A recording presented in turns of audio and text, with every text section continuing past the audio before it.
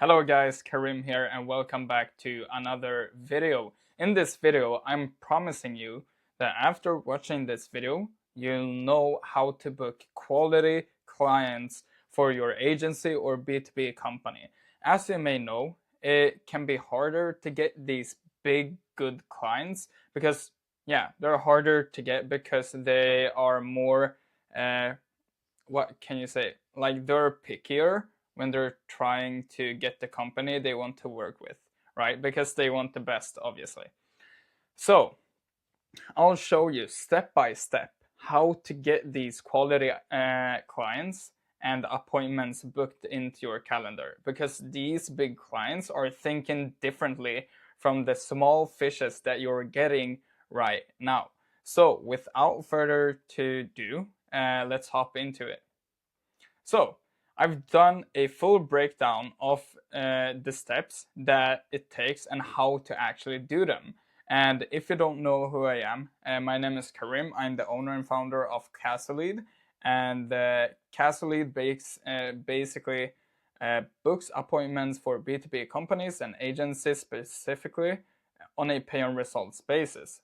So if that sounds interesting, getting around 15 to 30 appointments per month, or if you want like big clients, maybe around 5 to 10 appointments per month, guaranteed. Just check out the funnel below and I'll talk with you there. So with that said, let's go into it. So the first step is to reach out with authority accounts.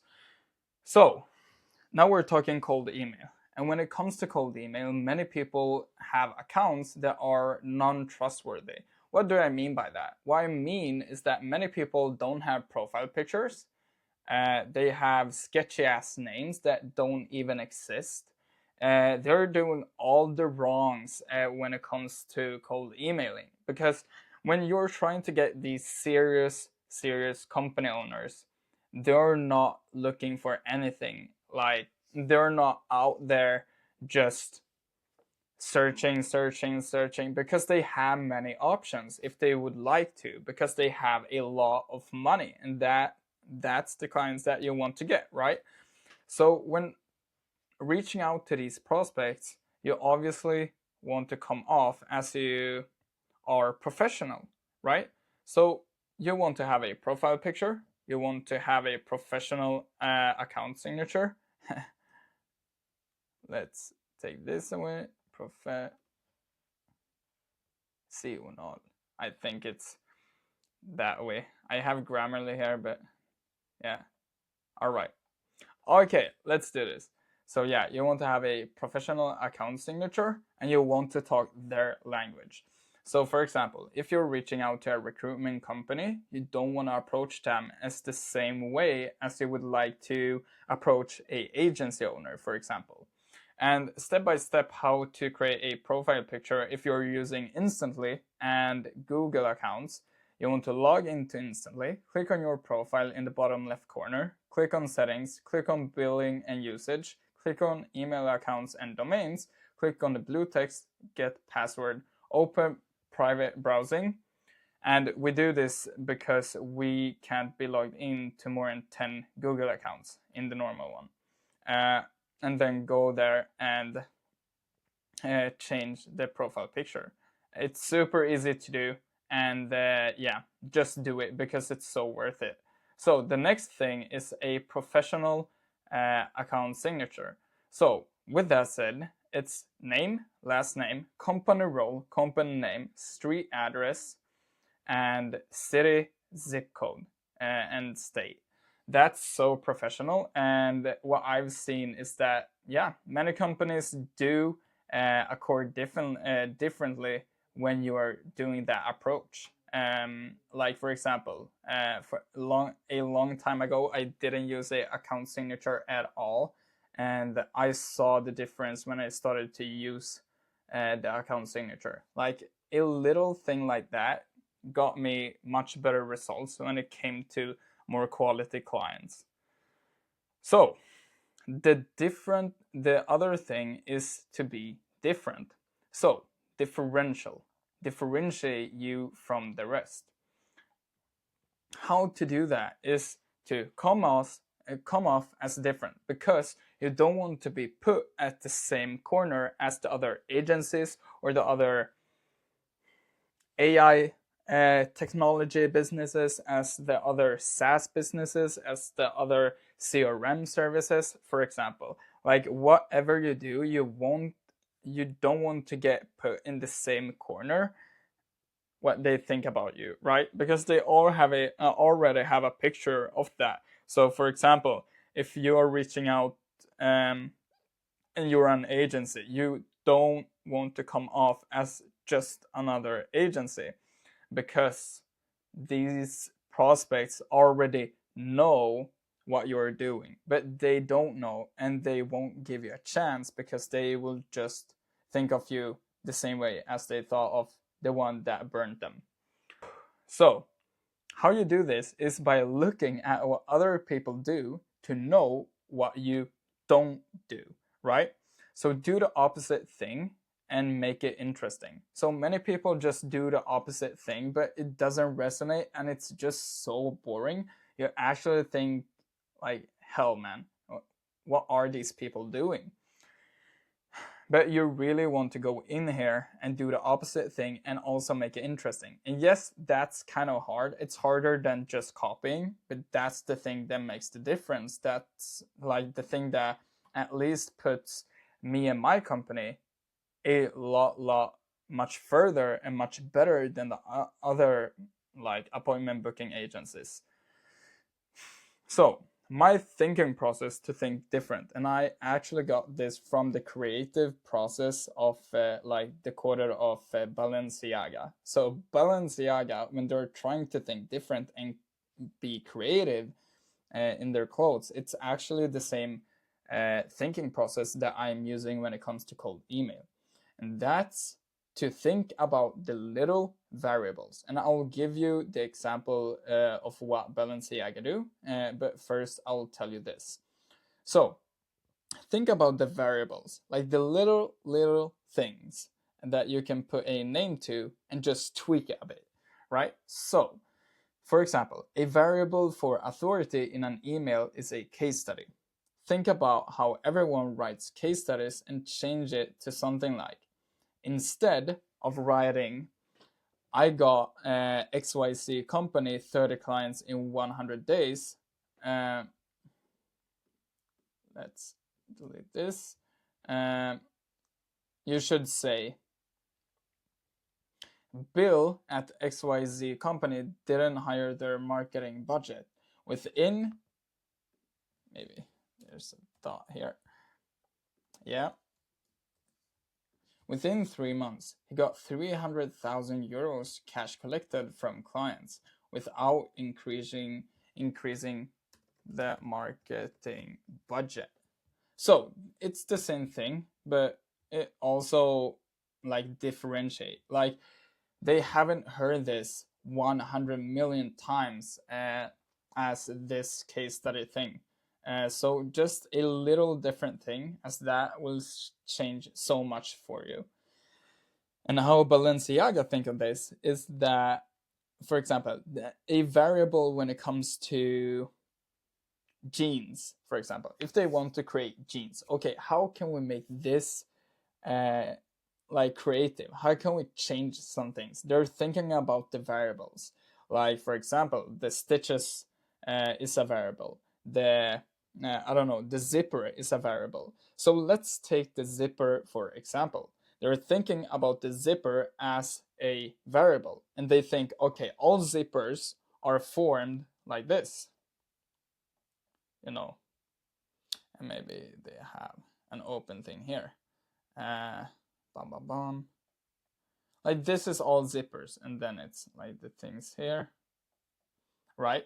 So they think all the zippers looks like this. How can we do this creative, and how can we change this?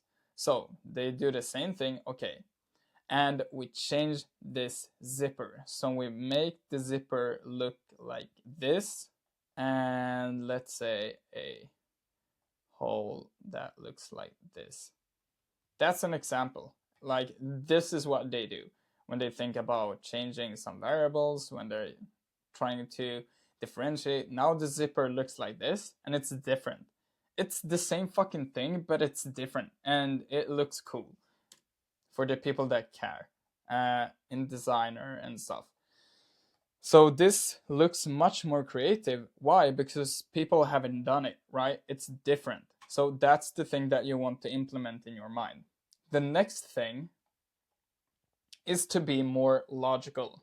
So, okay, the other people push so much on emotions, but when it comes to B2B, like it's a good thing to push on the emotions, but when it comes to bigger clients, when it comes to like headquarters and stuff like that, it's often managers. It's not like the owner. It's not like you're talking to the owner about his baby, like his company. Like many owners see their company as a baby, and therefore in B2B, when you talk to the owner, you can still talk a bit more about the emotions. But when it comes to the managers and in the emails, you want to be more logical, because a manager's job, for example, let's say that the manager's job is to uh, okay. Let's take this in order. Think about the process of managers thinking. They don't want to make unlogical mistakes. So if their job is to increase sales, they don't often risk a lot just based on their emotion. With that in mind, you can leverage that in the copy. So for example, hey Lynn, as a sales manager, you may want to increase predictable lead flow and sales. Then, like the rest of the copy is offer, handle objection, case study, and soft call to action. That's a good copy for a sales manager as in this company. So you want to put it more logical when it comes to speaking with them, because just talking on the pain points and just talking about the emotions will not come too long, or you'll just be at the level of everybody else. So the last thing is to come with value. So in these times, in these, like, it's 3rd of November 2024, these times are very hard to get these personas, these people on a physical meeting or on a digital meeting, because there are many people reaching out to them, etc., etc. So you want to come with value if you want to be one of the best. So come with value for the right prospect. You don't want to give a lot of value to the prospects that are like very cheap, and treat every prospect with this same like level of respect, because you never know their economical situation, or if they have a secret investment, etc., etc.